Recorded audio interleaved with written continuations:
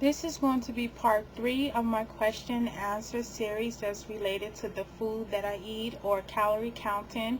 So if you want to see the general questions that I answer, you can go ahead and click on the link here.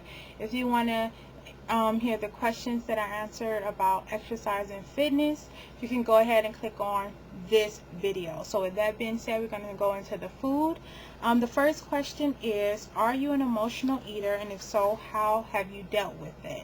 Absolutely, I'm an emotional eater. I will eat because I'm happy. I will eat because I'm sad. I will eat because I just wanted to eat. I just wanted to eat because I just wanted to eat because it was there. But pretty much majority of the time I will eat because I'm sad or I'm depressed.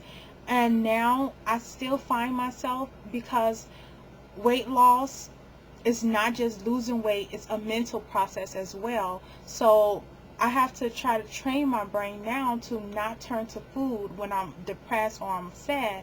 Now instead of that, I turn to working out. I go hard when it comes to my exercise. When I'm pissed off, oh, you do not want to check out my heart rate monitor when I'm mad, because I will burn over 2,000 calories. And for me, that's a lot, because it's really hard now for me to burn as many calories as I did before. So if I'm burning 2,000 calories, best believe I'm pissed off that day. I just take it out in my workouts. Instead of just eating more, I work out more. So I kind of displace my emotions, I guess, so to speak. Instead of taking it out with the food, I take it out with exercise, which in general I think is probably best if I learn how to deal with my feelings, period, and not have to use anything. But as of right now, I haven't made it to that step yet, so I just displaced it to working out.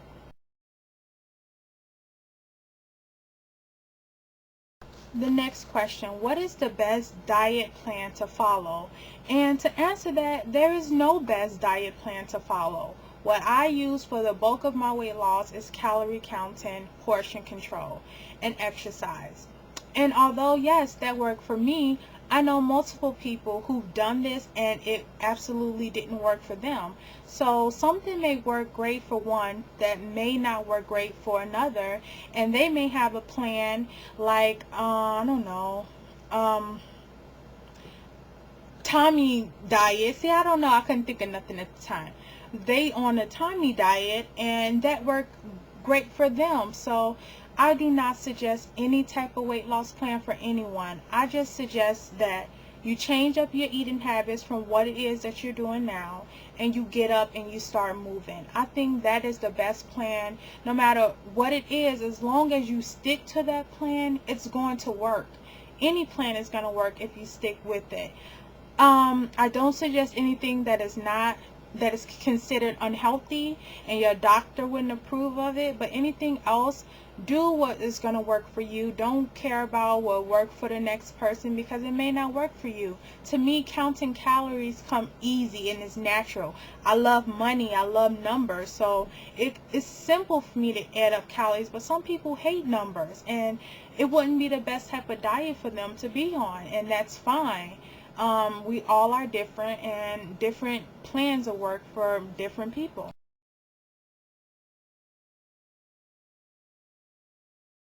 How do I know how many calories and carbs is in each portion?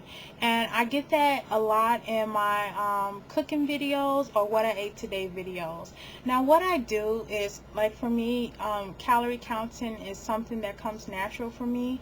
So I just add up all the calories in my meals. Once you start cooking your own food, you kind of, after you looked on MyFitnessPal or you Googled on the different food, fatsecrets.com, how many calories in a cup of broccoli, you kind of remember these numbers. So when I'm cooking, I just add that in my head, and then I split all of, say my entire dish was 1,000 calories, and I cut it into 5 portions. So now I know if I have one slice of whatever that is out of that 5,000 and it's in 5 portions, I just divide the 5 into the 1,000, which is going to give me 200. So I know that it's going to be 200 calories per portion. And the same thing with the carbs. I add up all the carbs and I divide it by the amounts that I cut it out, the portions. So that's how I get how many calories and carbs is in each portion. I hope I explained that right, because I feel kind of confused. So should I do it over? Okay, let me try it again. I add up all the calories. I divide it by the amount of portions.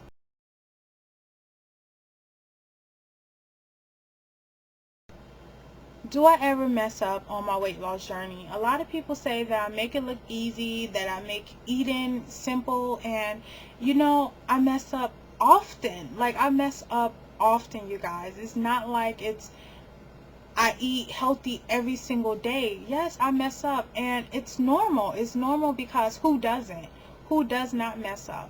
The majority of my weight loss, I eat on point, so I don't worry about if I had a bad eating meal once or twice throughout the week, because majority of the week I ate healthy or I exercise. So I mess up, yes.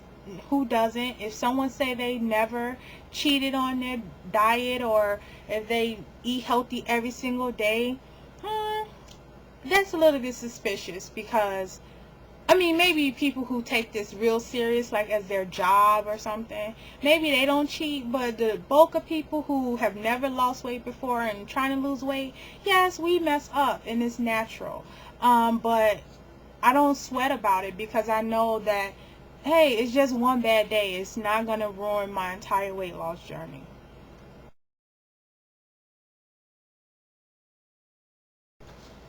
Do I drink any soda? And if I don't, how did I stop drinking soda? I do not drink any soda. I'm actually going almost 2 years clean. Almost 2 years clean? No, okay, I'm pushing it. I think I'm about a year and a half clean without having any soda. I sound like an addict, but I was an addict, you guys.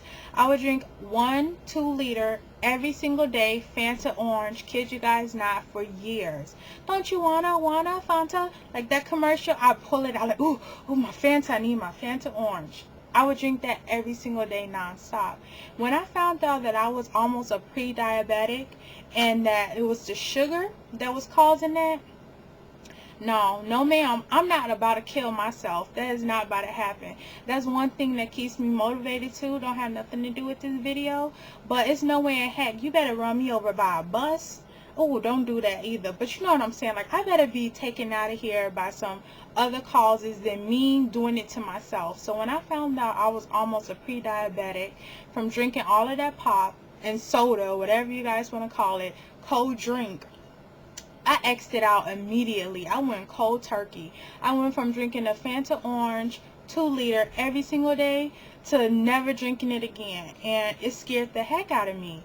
So I don't know if that's the best way. I think it is an easier way, where you slowly wean yourself off. Maybe if you're used to having a whole bottle, which is not normal. I think that was overdoing it. Most people have like a few cans a day.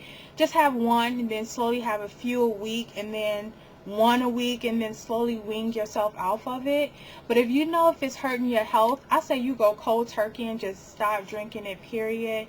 There's so many other substitutes that once you start drinking water, you just crave water. Like, I look at the bubbles fizzing on my friends' drinks, and it just makes me sick. Like, it just burn. It looked like it burned their throat. So I don't even mess with it anymore. So can you have diet drinks on your weight loss journey? I think you can, but do I suggest it? That's one thing that I'm against. I don't advise people to drink soda. So yeah, you know, cut the sodas out. You don't need them. You don't need them. Water is great for you, and like someone taught me, squeeze some fruit in it. Squeeze some fresh limes, some lemons, put some frozen grapes in there, put some frozen strawberries, and it tastes just as yummy. I mean, probably not just as yummy, but it starts tasting good to you once you start drinking it, and you're not allowed to have nothing else. So no sodas, none.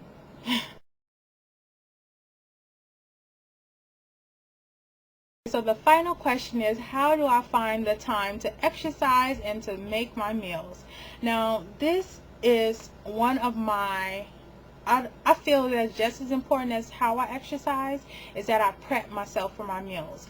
Now, on my day off of exercise, which is my rest day, although I'm resting when it comes to exercise, I'm never resting when it comes to my weight loss journey. I spend that day prepping and preparing my meals. I cook all the chicken breasts. I know, like, typically the foods that I normally eat: chicken breast, ground turkey. I ground up a lot of ground turkey. I put them in the little Tupperwares and store it in the refrigerator. I make a big thing of salad. I store that in the refrigerator. So when it's time for me to make my meals, my food is already almost cooked. I pull out some chicken breast. I can make me a chicken wrap out of that. I can take some of that chicken breast and put it on a salad. I can take some of that ground turkey and make some spaghetti, or I can make some tacos. So it's like I prepare my meals in advance, so that way when it's time for me to eat it, I don't make excuses of why I need to go out and eat at a restaurant, because I do not like to waste money. So there's no way I'm going to have food cooked in the refrigerator and go out to eat and let that food go bad. So that's a good trick. And then number two, when the food is already prepared, it saves time throughout the day, so you don't have to worry about cooking longer than you will have to. So I just prepare in advance. And that allows me to continue my workouts and continue my normal day and life routine. It's just become a normal life for me now. So that is all of the questions, and if I didn't answer any of your questions, please leave them below and I will definitely get to them in another video. So thank you guys so much for listening to me ramble, and I will talk with you guys later. Bye.